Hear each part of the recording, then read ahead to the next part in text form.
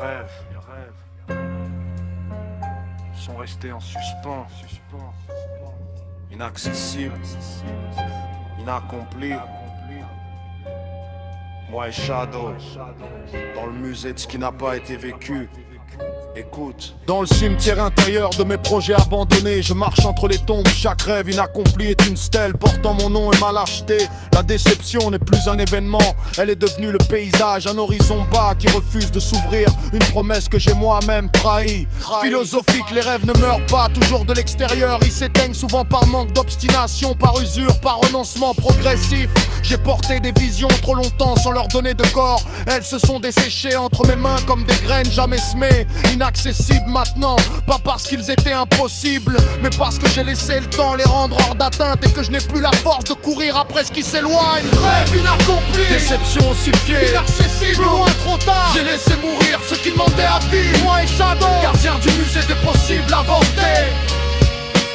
Rêve inaccompli, moi des gestes jamais tentés. La déception, c'est faire structure, c'est fait destin. Dans cette mélancolie qui n'a plus de port, je reste avec ce que j'ai refusé de faire naître. Chaque projet abandonné est une trahison envers une version de moi qui croyait encore que le courage reviendrait avec le jour. Je regarde ces rêves comme on regarde des bâtiments inachevés, des structures qui auraient pu abriter quelque chose et qui n'abritent plus que le vent. Psychologique, l'inaccompli devient une présence permanente et occupe l'espace mieux qu'un succès aurait pu le faire. Plus les rêves s'éloignent, plus ils deviennent lourds, plus ils rendent le présent étroit. Moi et Shadow, on traverse ces pièces trop vides.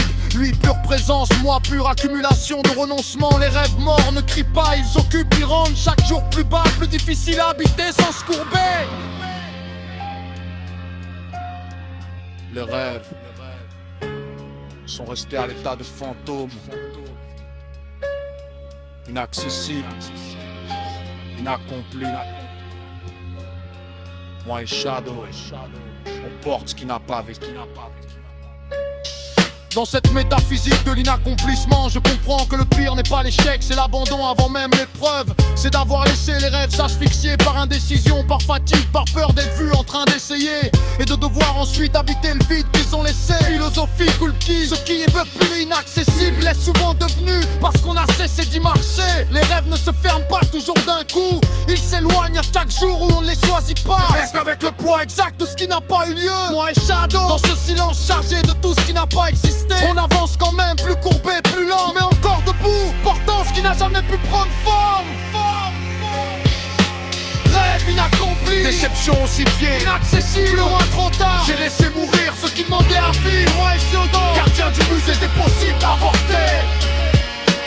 Rêve inaccompli, moi des gestes jamais tentés. La déception, c'est faire structure, c'est fait destin. Dans cette mélancolie qui n'a plus de port, je reste avec ce que j'ai refusé de faire naître.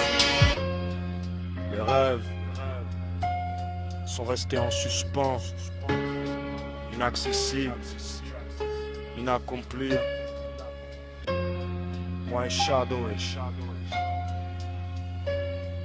on reste avec ce qui n'a pas été vécu.